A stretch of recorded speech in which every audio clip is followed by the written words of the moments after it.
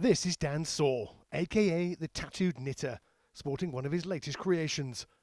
But incredibly, no knitting needles were involved. Instead, Dan made these using only his arms. He says learning this new skill has been great for his mental health.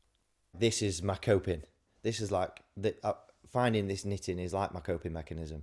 So it is like my therapy. He picks up such a lot of different hobbies. This was just another one that he was passionate about. Dan from Shirland in Derbyshire only took up arm knitting before Christmas, but already the 31-year-old has become a world record holder. Earlier this month, he embarked on a challenge of knitting more than 15 blankets in 24 hours. Fueled by tea and crumpets from his mum Donna, it initially went well. For the first 3 hours though, I just powered through just to see. I wanted to get ahead of myself, so I knew that I would beat it.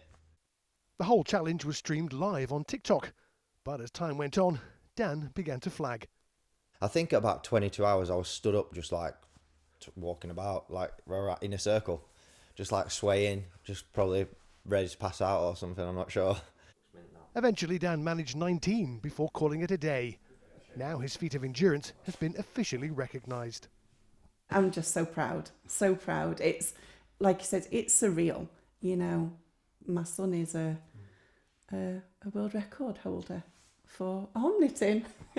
Blankets that are beautiful. Dan took on the challenge in memory of his grandma, Margaret, who was also a keen knitter. In later years, she was cared for at Ashgate Hospice in Chesterfield. As a thank you, Dan's donated the 19 blankets for them to sell to help raise funds.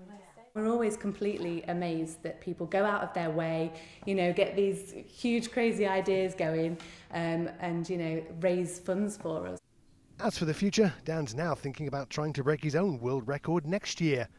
Fueled no doubt by the support of his 300,000 plus followers and mum's tea and crumpets.